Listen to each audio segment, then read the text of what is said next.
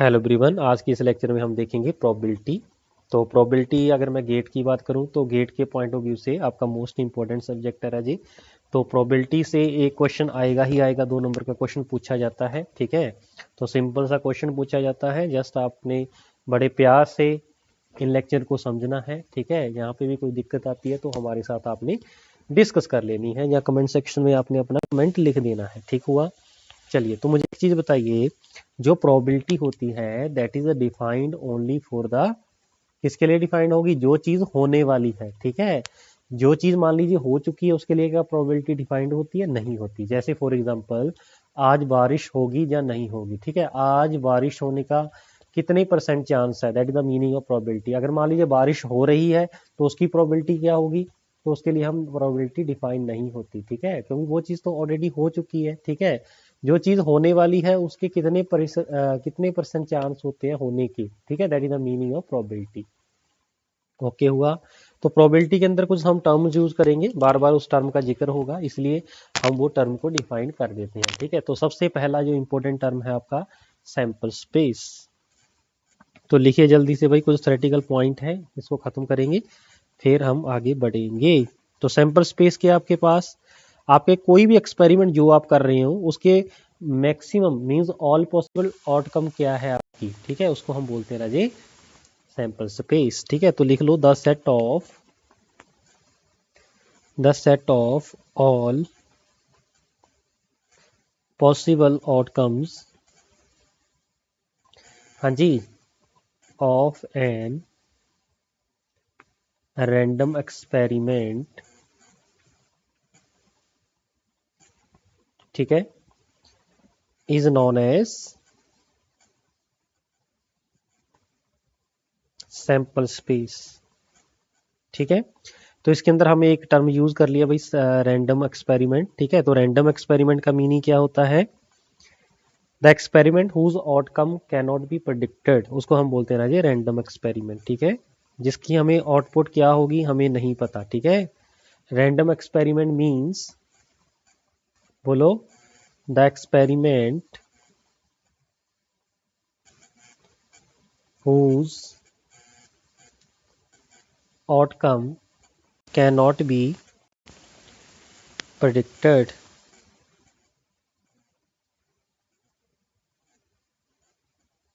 ठीक हुआ।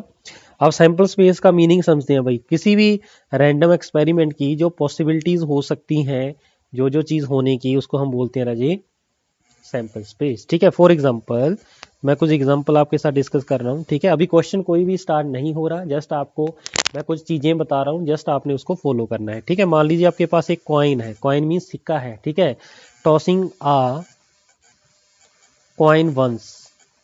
ठीक है, तो इसकी जो सैंपल स्पेस होगी राजी क्या होगी? मुझे एक चीज बताइए, आपके पास एक सिक्का है। ठीक है, तो उसके ऊपर उसके दो साइड्स होती हैं, एक साइड को हम हेड बोलते हैं, एक को क्या बोलते हैं? टेल बोलते हैं। ठीक है, तो जब हम उसको टॉस करेंगे, ठीक है, टॉस करने के बाद उस सिक्के के ऊपर या तो हेड आएगा या फिर क्या आएगा? टेल आएगा। दो ही पॉसिबिलिटी है, तो पॉसिबिलिटीज हम यहाँ पे लिख लेते हैं। क्या इसके बिना कोई और पॉसिबिलिटी है?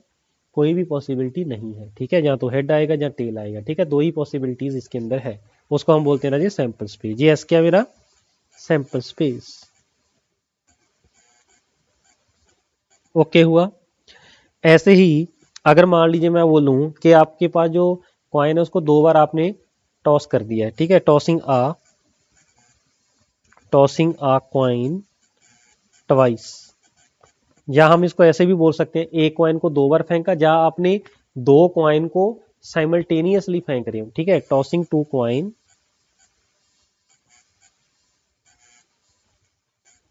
साइमल्टेनियसली। ठीक हुआ। तो इसकी पॉसिबिलिटी क्या है राजे? सैंपल स्पेस क्या आ सकती है? मान लीजिए आपके पास 2 सिक्के हैं, पहला सिक्का फेंका, हेड आ गया, दूसरा पे फेंका तो हेड आ गया। ठीक है, फिर पहला फेंका, मान लीजिए हेड आ सकता है, दूसरे पे टेल आ सकता है। ऐसा भी हो सकता है पहले पे टेल आ जाए, दूसरे पे हेड आ जाए। ऐसा भी हो सकता है कि दोनों के ऊपर क्या आ जाए राजी? टेल आ जाए। ठीक हुआ। इसके बिना कोई और पॉसिबिलिटी बनती है? नहीं बनती। ठीक है, तीसरा, अगर मैं उसी सिक्के को 3 बार फेंक दूं, ठीक है, टॉसिंग अ कॉइन थ्राइस, या हम क्या बोल सकते हैं कि 3 कॉइन को आपने साइमल्टेनियसली फेंक दिया है, ठीक है। टॉसिंग 3 कॉइन साइमल्टेनियसली, ठीक हुआ। तो उस केस में सैंपल स्पेस क्या होगी राजी आपके पास? Sample space for this case is, पहला फेंका हेड आया होगा, दूसरी बार फेंका हेड आया हुआ, तीसरी बार फेंका हेड आया हुआ। या आप ऐसे बोलो 3 सिक्के आपके पास, पहला फेंका हेड आया, दूसरा फेंका हेड आया, तीसरा फेंका हेड आया। मैं जब से पहले बात की थी, अगर एक ही कॉइन को हम 3 बार फेंकते हैं, ठीक है, तो इसका मतलब क्या हुआ? पहली बार फेंका हेड आया, दूसरी बार फेंका हेड आया, तीसरी बार फेंका फिर हेड आ गया, ठीक है। That is the meaning of this, right. बोलो ओके हुआ। ऐसे ही ऐसे भी हो सकता है कि पहले पे हेड आए, दूसरे पे हेड आए, तीसरे पे टेल आ जाए। ऐसा भी हो सकता है पहले पे हेड आए, दूसरे पे टेल आ जाए और तीसरे पे हेड आ जाए, ठीक है। ऐसे भी हो सकता है, मान लीजिए पहले पे हेड आ गया, दूसरे दोनों पे टेल टेल आ गया, ठीक है। ऐसे भी हो सकता है कि तीनों के ऊपर टेल टेल आ जाए। ऐसे भी हो सकता है कि दोनों के ऊपर टेल, लास्ट पे हेड आ जाए। ऐसे भी हो सकता है पहले पे टेल, दूसरे पे हेड, तीसरे पे टेल। ऐसे भी हो सकता है पहले पे टेल, दूसरे पे हेड, ठीक है। 1 2 3 4 5 6 7 8, तो 8 पॉसिबिलिटीज इसकी बन जाएगी, ठीक है। इसको आसान रखने का मेथड ये है राजे कि आपके पास डिजिटल इलेक्ट्रॉनिक आपने ऑलरेडी पढ़ चुके हो, ठीक है। उसके अंदर हमने क्या किया था, अगर दो है ना, 0 0 0 1 1 0 1 1, ऐसी पॉसिबिलिटी बनती है ना दो के केस में। बोलो जी, ऐसी बनती है ना, 0 0 0 1 1 0 1 1, ठीक है। जीरो को आप हेड बोल दो, वन को आप टेल बोल दो, ठीक है। ऐसे आप एक्सपेरिमेंट कर सकते हो। इसके बाद अगर 3 का केस होगा तो क्या होता था? 3 के केस में 4 0 4 1 ऐसे लिखते थे। फिर 2 0 2 1, 2 0 2 1, फिर 0 1 0 1 0 1 0 1, ऐसे ही लिखते थे भाई, बिल्कुल ऐसे ही लिखते थे। जीरो को इस केस में भी हेड बोल दो, वन को आप टेल बोल दो, ठीक है। तो ये आपकी सैंपल स्पेस बन जाएगी इन दिस केस। करेक्ट हुआ इतनी बात? बोलो ओके हो जाएगा, वेरी गुड, ठीक है। तो जल्दी से नोट करिए भाई। तो ये मैंने कॉइन के भाई आपके पास एक्सपेरिमेंट बता दिए हैं, ठीक है। तो उसकी सैंपल स्पेस क्या होगी? सैंपल स्पेस का मतलब होता है कि पॉसिबल क्या क्या चीज आ सकती है उसके फेंकने के साथ, ठीक है। That is the meaning of this.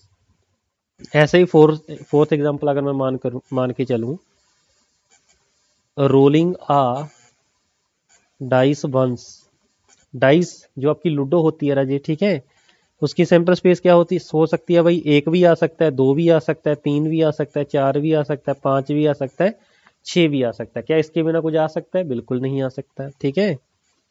Fifth number point, मान लीजिए मेरे पास 3 इलेक्ट्रॉनिक कंपोनेंट है, ठीक है, उसको मैंने टेस्ट करना है। टेस्ट करने के बाद उसके ऊपर मैंने मार्क कर देना है, जहां तो वो डिफेक्टिव होगा या फिर गुड होगा, ठीक है। 3 electronic component are test and marked, क्या मार्क करेंगे? एज डिफेक्टिव और गुड, या तो वो ठीक है या फिर डिफेक्टिव है, ठीक है। डी और जी हम वहां पे उसके ऊपर मार्क कर देंगे, ठीक है। तो उसकी सैंपल स्पेस क्या हो जाएगी राजी? या तो पहला भी डिफेक्टिव हो सकता है, दूसरा भी डिफेक्टिव, तीसरा भी डिफेक्टिव, या फिर पहले दो डिफेक्टिव, तीसरा आपके पास गुड हो जाएगा, ठीक है। बोलो, या फिर पहला डिफेक्टिव, दूसरा गुड, तीसरा डिफेक्टिव हो जाएगा।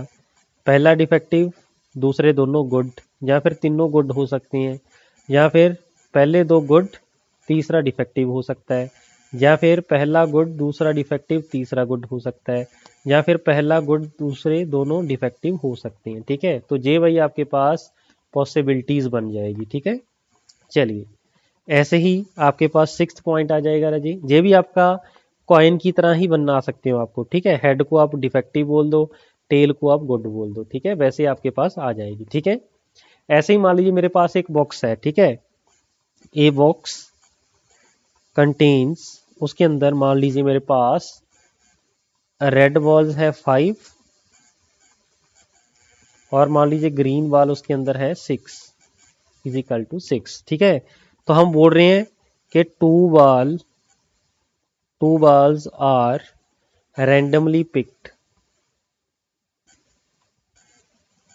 रैंडमली पिक्ड, ठीक है। आपने एक बॉक्स था, उसके अंदर 5 रेड बॉल थी, 6 ग्रीन बॉल थी, उसमें से मैंने 2 बार रैंडमली पिक करनी है, तो सैंपल स्पेस क्या होगी?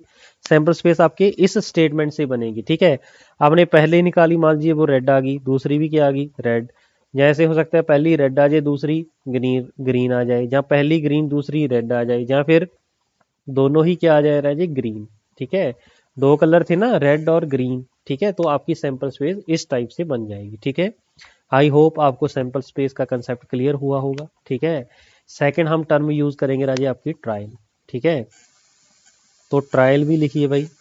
ट्रायल भाई आप मीनिंग से समझ गए होंगे, इसका मीनिंग क्या है, what is the meaning of trial, ठीक है। Performing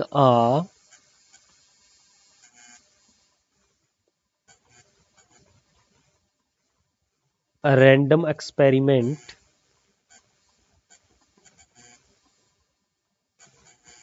once is known as, उसको हम बोलेंगे राजी वन ट्रायल, ठीक है। फॉर एग्जांपल ये एक ट्रायल हो गया आपके पास, ठीक है। ये दूसरा ट्रायल हो गया, ये तीसरा ट्रायल हो गया, ये आपके पास चौथा ट्रायल हो गया, ठीक है। तो इस ट्रायल की हेल्प से हम क्या निकाल सकते हैं, इसको हम ट्रायल बोलेंगे, ठीक है। तो सैंपल स्पेस के अंदर आपके पास ये 4 एक्सपेरिमेंट हो गए, ठीक है। एक्सपेरिमेंट तो एक ही है, लेकिन इस एक्सपेरिमेंट का ये फर्स्ट ट्रायल हो गया, ये सेकंड ट्रायल हो गया, ये तीसरा ट्रायल हो गया, और ये क्या हो गया? फोर्थ ट्रायल हो गया, ठीक है। तो performing a random experiment once, उसको हम क्या बोलेंगे राजी? वन ट्रायल, ठीक है। फिर आगे हमारे पास एक टर्म यूज होगी सैंपल पॉइंट। तो इन सभी को भाई आपने नाम याद रखना है, मैं आगे यूज करूंगा, ठीक है। What is the meaning of sample space, what is the meaning of trial, what is the meaning of sample point. तो सैंपल पॉइंट आपके पास क्या होगा? जो सैंपल स्पेस की हर एक जो आउटकम आएगी इंडिविजुअल, उसको हम क्या बोलेंगे राजेश? सैंपल पॉइंट, ठीक है। तो इसको भी लिखिए, each possible outcome of a sample space is called, उसको क्या बोलेंगे राजी? सैंपल पॉइंट, ठीक है। सैंपल पॉइंट, ओके हुआ, ठीक है। तो जैसे आपने यहाँ पे 6 आपने इसके कैटेगरी कर ली थी भाई, 6 टाइप। मान लीजिए 7th में एक पॉइंट और लिख रहा हूँ, ठीक है। मान लीजिए 2 डाइस रोल्ड साइमल्टेनियसली, जहां हम क्या बोल सकते हैं कि एक डाइस को आपने 2 बार फेंका है, ठीक है। अ डाइस रोल्ड ट्वाइस, ठीक है, जहां हम ऐसे भी बोल सकते हैं, ठीक है। तो इसकी रजी जो सैंपल स्पेस होगी वो क्या होगी, जल्दी से बताओ। पहली पे एक आ जाया होगा, दूसरी पे भी एक, या फिर पहली पे एक, दूसरी पे 2, पहली पे एक, दूसरी पे 3, पहली पे एक, जो अगला एक्सपेरिमेंट है उस पर 4 आ सकता है, दूसरी पे पहली पे एक, दूसरी पे 5 हो सकता है, पहली पे एक, दूसरी पे 6 आ सकता है। या फिर ऐसा हो सकता है भाई, पहली पे एक आ जाए, दूसरी पे 1 आ जाए, पहली पे 2 आ जाए और दूसरी पे 2 आ जाए, पहली पे 2 है, दूसरी पे मान लीजिए 3 है, तो इसका मतलब 2 के साथ आपके ये सारे कॉम्बिनेशन आ सकते हैं, ठीक है। फिर ऐसे पहली पे 3 आ जाए, दूसरी पे 1 आ जाए, या फिर पहली पे 3, दूसरी पे 2, पहली पे 3, दूसरी पे 2, सॉरी 3। फिर ऐसे भी हो सकता है पहली पे 3, दूसरी पे 4, ठीक है। तो ऐसे ऐसे आपके 3 के साथ भी 6 पॉसिबिलिटीज हो जाएगी राजे, ठीक है। ऐसे ही पहली पे 4, दूसरी पे 1, पहली पे 4, दूसरे पे 2, पहले पे 4, दूसरी पे 3, पहले पे 4, दूसरी पे 4, ठीक है। तो ऐसे भाई आपके पास पॉसिबिलिटी हो जाएगी। ऐसे ही हम 5, मान लीजिए पहली पे 5 आ गया, दूसरी पे 1, ठीक है। तो उसके साथ भी आपके 6 कॉम्बिनेशन हो जाएंगे, ठीक हुआ। बोलो जी। तो ये आपकी 2 डाइस के केस में पॉसिबिलिटीज है, ठीक है। तो पॉसिबिलिटीज कितनी हो सकती हैं वो चीज आपकी यहाँ पे डिपेंड करती है, ठीक है। ओके हुआ, चलिए। तो इसको भाई आप कंप्लीट कर लीजिए, ठीक है। 6.6 ओके हुआ, तो जल्दी से नोट करिए भाई। हाँ जी, लिखा। तो इसका मतलब इसकी जो टोटल आउटकम होगी राजे वो कितनी हो जाएंगी? 36 आउटकम, ओके हुआ? बोलो जी, कोई दिक्कत कोई कंफ्यूजन है तो बताइए फटाफट। आई होप आपको ये सभी चीजें भाई आपको समझ में आई होगी। ठीक है, तो कुछ नहीं है भाई, सिंपल सी बातें हैं, जस्ट उसको आपने फॉलो करना है। ठीक है, फॉलो करके ही आप हर एक टाइप का क्वेश्चन सॉल्व करना है। ठीक है, तो यहाँ पे हम लिखेंगे एक नोट। तो नोट करके भाई पॉइंट्स डालिए आपके कॉइन और एक डाइस के बारे में कुछ पॉइंट्स हम यहाँ पे लिख देते हैं। ठीक है, मान लीजिए if n dice are rolled simultaneously,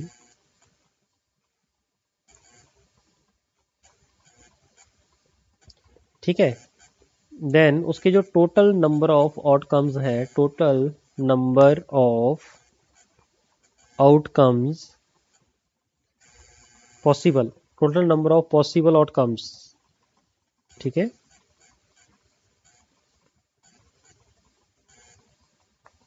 वो हो जाएंगे राजेश 6 की पावर n। जैसे इस केस में आपके पास कितनी डाइस रोल्ड आउट की थी? 2, तो 6 की पावर 2 दैट इज 36। ये 6 कहाँ से आया? क्योंकि इसके अगर मैं एक डाइस रोल करूंगा तो एक डाइस रोल करने के बाद आपके पॉसिबल आउटकम कितने हैं भाई?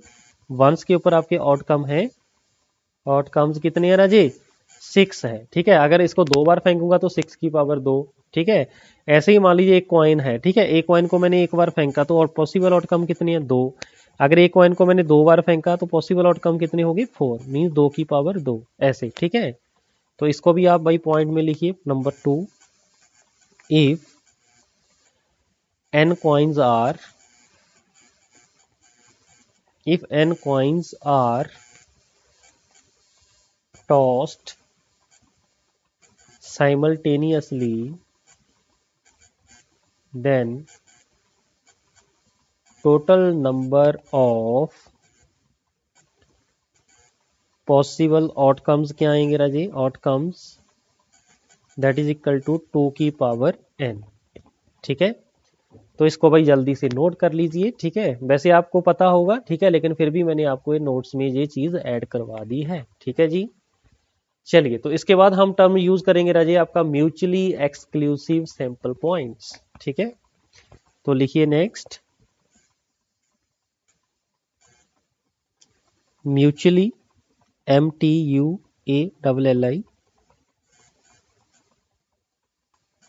Mutually exclusive sample point. Sample point का मीनिंग क्या था राजे?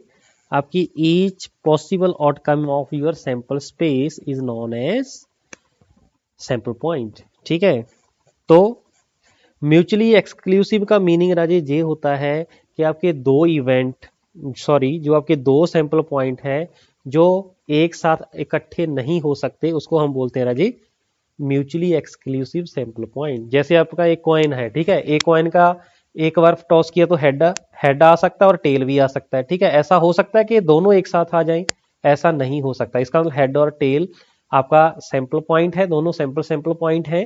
ठीक है, ये दोनों आपस में क्या होंगे राजे? म्यूचुअली एक्सक्लूसिव, क्योंकि ये दोनों इकट्ठे नहीं हो सकते। That is the meaning of this. ठीक है, तो लिखिए 2 और मोर सैंपल पॉइंट्स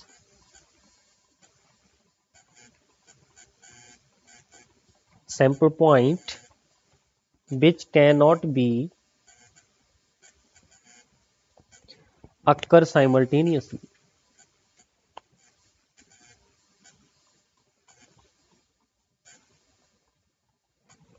ठीक है, are known as mutually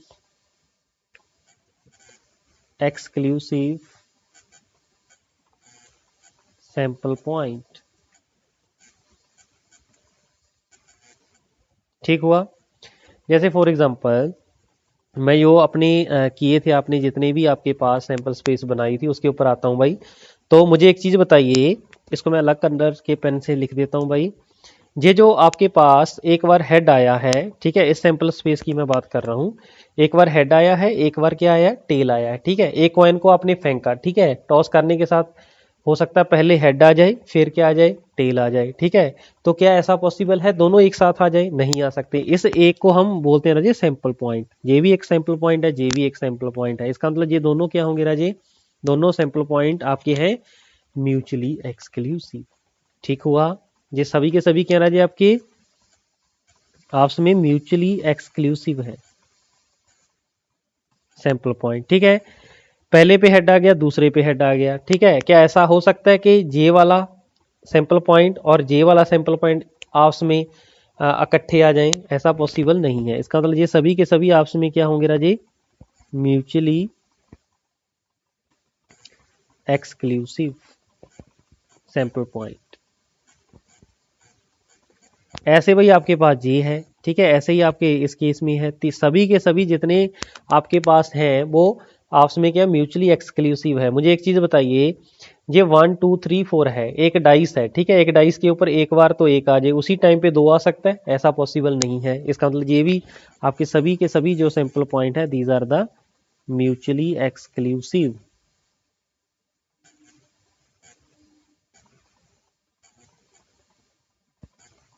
sample point. ठीक है, that is the meaning of this, right? बोलो जी। ओके हो गया भाई? बिल्कुल ओके हो गया है सर। ठीक है, तो ये चीजें भाई आपको पता होनी चाहिए। ठीक है, बढ़े आगे। चलिए, म्यूचुअली एक्सक्लूसिव के बाद हम टर्म यूज करेंगे equally likely to occur sample point. Equally likely to occur sample point.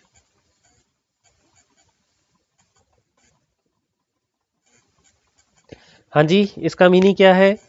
इसका मीनिंग ये होता है राजे, आपके हर एक सैंपल पॉइंट का अगर इक्वल चांस है अक्कर होने का, उसको हम बोलते हैं राजे इक्वली लाइकली टू अक्कर। जैसे फॉर एग्जांपल, मैंने मेरे पास एक कॉइन है, ठीक है, एक कॉइन को मैंने फेंकना है। मुझे एक चीज बताइए, क्या उस कॉइन के ऊपर कन्फर्म है भी पहले हेड आएगा? ऐसा तो नहीं होता ना। ठीक है, इसका मतलब दोनों हेड और टेल आने का इक्वल चांस है, हेड भी आ सकता है टेल भी आ सकता है। ठीक है, क्या इसके अंदर कोई डिफरेंस है? नहीं है। ठीक हुआ, that is the meaning of this. ठीक है, कि अगर हर एक इवेंट के होने की पॉसिबिलिटी अगर सेम है, उसको हम बोलेंगे राजे equally likely to occur sample point. Okay हुआ, तो लिखिए the sample points whose chances of occurrence are same known as, उसको हम क्या बोलेंगे? known as equally likely to occur sample point। ठीक हुआ, उसको हम बोलेंगे भाई equally likely to occur sample point. ठीक है, फॉर एग्जांपल, ऊपर तो मैंने एग्जांपल आपको बता दी है, एक बॉल्स की एग्जांपल ले लेते हैं भाई। अ box contains 2 green 3 red and 4 blue balls। हाँ जी, बॉल्स, उसमें से आपने क्या किया, one ball is randomly picked, तो sample space is written as, तो उसकी जो सैंपल स्पेस होगी वो ऐसे लिखी जाएगी भाई। तो एक गेंद आपने निकालनी है, ठीक है, तो ये ग्रीन है, दो ग्रीन है, दोनों में से कोई भी ग्रीन आ सकती है राजी। मान लीजिए पहली G1 होगी, दूसरी G2 होगी। फिर 3 रेड है, ठीक है, इसका मतलब पहली रेड भी आ सकती है, दूसरी रेड भी आ सकती है, तीसरी रेड भी आ सकती है। 4 ब्लू है, इसका मतलब B1 भी हो सकती है, B2 भी हो सकती है, B3 भी हो सकती है और B4 भी हो सकती है। ठीक है, तो इसकी ये सैंपल स्पेस हो जाएगी। ठीक है, तो मुझे एक चीज बताइए, जो जितने भी सैंपल पॉइंट है, एक गेंद आपने निकालनी है, ठीक है, एक समय पे ग्रीन बॉल भी आ सकती है क्या? उसी टाइम पे रेड बॉल भी आ सकती है? ऐसा तो पॉसिबल नहीं है। इसका मतलब सभी पॉइंट आपके म्यूचुअली एक्सक्लूसिव है। क्या ये कंफर्म है कि रेड बॉल ही निकलेगी? ऐसा भी कंफर्म नहीं है। इसका मतलब सभी बॉल के इक्वल चांस है होने के। ठीक है, इसका मतलब क्या हुआ, the sample points are mutually exclusive and equally likely to occur sample point। समझे मेरी बात? ठीक है, यहां पे हम बनाएंगे एक नोट। अगर मेरे पास दो गेंदें होंगी, ठीक है, दो गेंद के केस में क्या होगा, ठीक है, if more than one ball is drawn simultaneously, उस केस में होगा, उस केस में जो आपके सैंपल पॉइंट्स होंगे राजे वो इक्वली लाइकली टू अकर नहीं होंगे। ठीक है, then sample points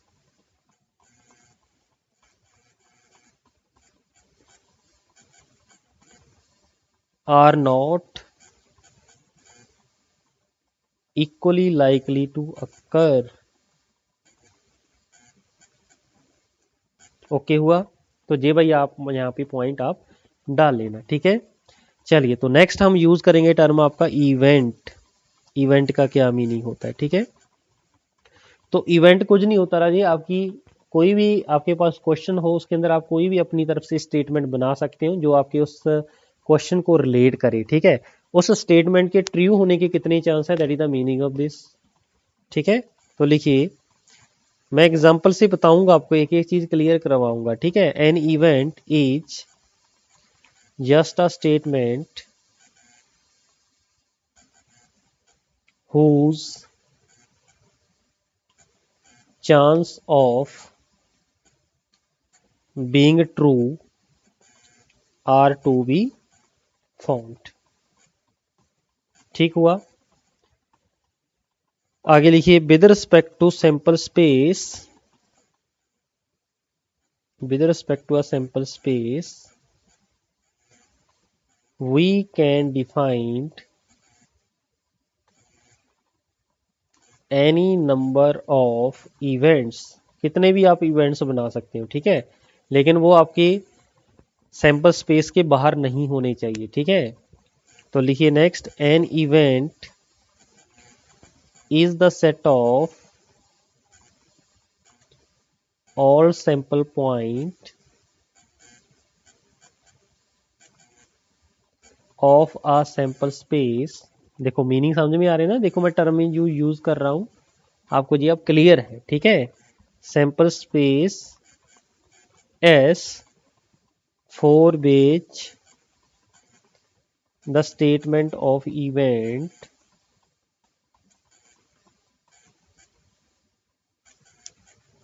is true.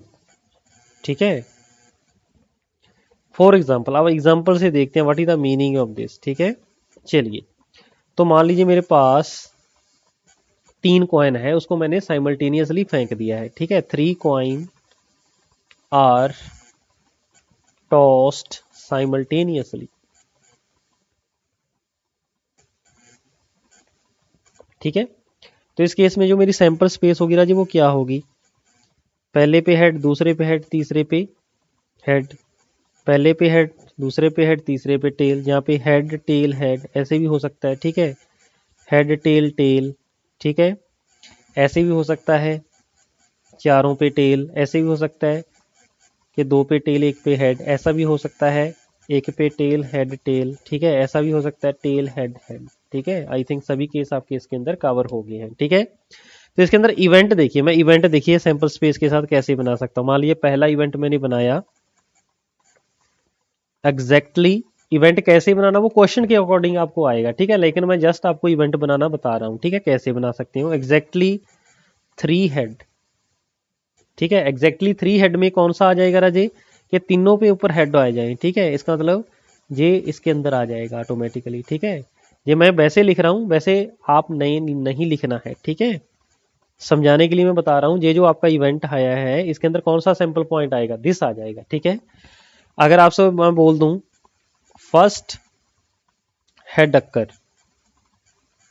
तो फर्स्ट हेड किस किस के सैंपल पॉइंट पे आएगा वो इसके अंदर आ जाएगा। इसके ऊपर भी आ रहा है, इसके ऊपर भी आ रहा है, इसके ऊपर भी आ रहा है, इसके ऊपर भी आ रहा है, पहले 4 आ गए। ठीक है, बाकी के पहले के ऊपर टेल आ रहा है। ठीक है जी, तो इसका मतलब इसके अंदर जो सैंपल पॉइंट आ जाएंगे head head head head head tail, head tail head, फिर क्या आ जाएगा, हेड टेल टेल। ठीक है, ये चार चीजें इसके अंदर आ जाएंगी। ठीक है, ऐसे ही मान लीजिए मैंने एक इवेंट बनाया, ठीक है, जिसके ऊपर मैंने लिख लिया लास्ट टेल अक्कर।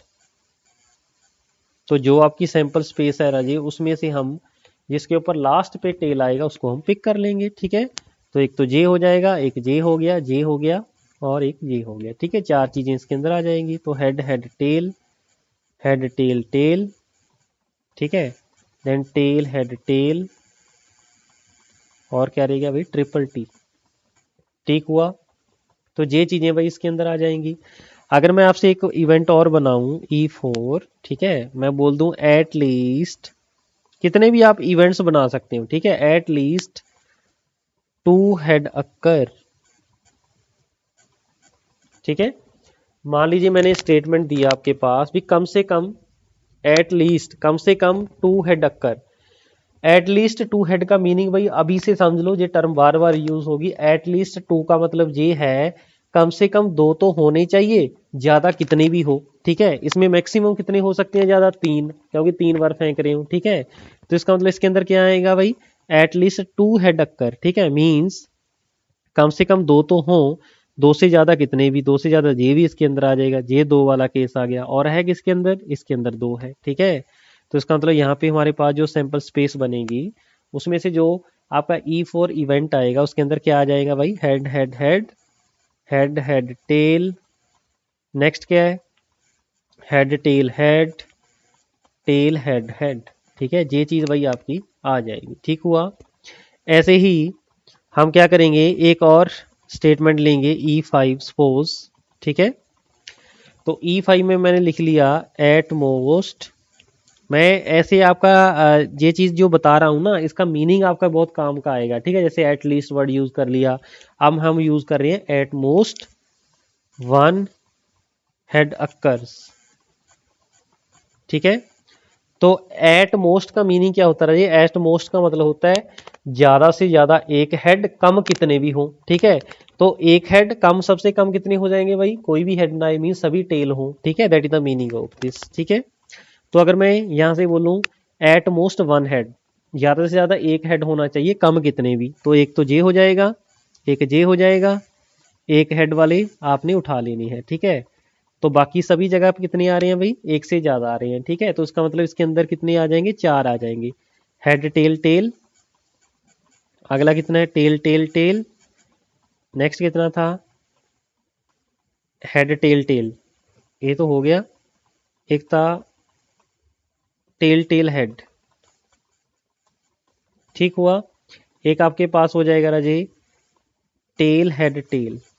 ठीक है, तो ये चार चीजें भाई इसके अंदर आपकी आ जाएंगी। ठीक है, तो समझ में आया भाई आपका मीनिंग क्या है इसका, बिल्कुल सर। ठीक है, ऐसे ही हम एक टर्म यूज करेंगे कोलेक्टिवली,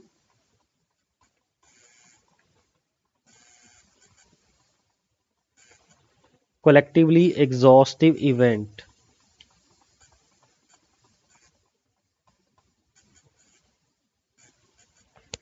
कोलेक्टिवली एग्जॉस्टिव इवेंट का मीनिंग क्या होता है, two event E and F are collectively exhaustive if E union F, आगे मीनिंग बताते हैं, what is the meaning of this. E union F अगर पूरी सैंपल स्पेस को ले ले, that is together E and F includes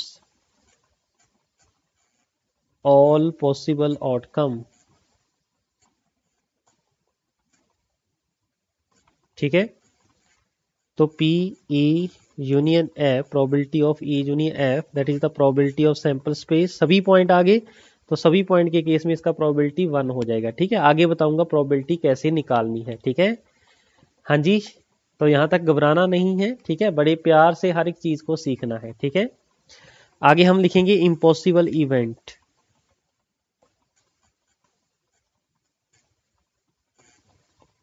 impossible event, तो impossible event के अंदर भाई क्या है, मान लीजिए मैं एक E6 इवेंट बना लेता हूँ, एग्जैक्टली इसी का पार्ट आ रहा जी। E5 आपने कर लिए थे ना, E6 हम यहाँ पे कर रहे हैं। Exactly 4 head occurs. ठीक है, मुझे एक चीज बताइए, आपका जो एक्सपेरिमेंट था इसके अंदर 4 हेड आ रहे हैं, ठीक है, तो नहीं पॉसिबल। तो इस इम्पैक्ट को, सॉरी इवेंट को हम क्या बोलेंगे राजी, this event is nothing but impossible, ये चीज हो नहीं सकती। ठीक हुआ। ऐसे ही मान लीजिए मैंने एक E7 बना दिया, एट मोस्ट 3 हेड। इसका मतलब क्या है, ज्यादा से ज्यादा 3 हेड। ठीक है, एट मोस्ट का मैक्सिमम आपके 3 हेड हो सकते हैं, इससे कम कितने भी। ठीक है, तो इस टाइप के इवेंट को हम बोलते हैं ना जी श्योर इवेंट, जो पॉसिबल है। ठीक है, जैसे आपके पहले 5 इवेंट थे ना, E1 E2 E3 E4 E5, इसको हम क्या बोलेंगे, श्योर इवेंट। ओके हुआ। बोलो जी, आगे हम बहुत ही इंपॉर्टेंट चीज पढ़ने वाले हैं, operation on event. Most important है भाई आपका ऑपरेशन ऑन इवेंट्स। हाँ जी, लिखना है तो जल्दी से नोट कर लो भाई आपके पास ये सभी पॉइंट, फिर हम स्टडी करते हैं ऑपरेशन ऑन इवेंट्स, राइट।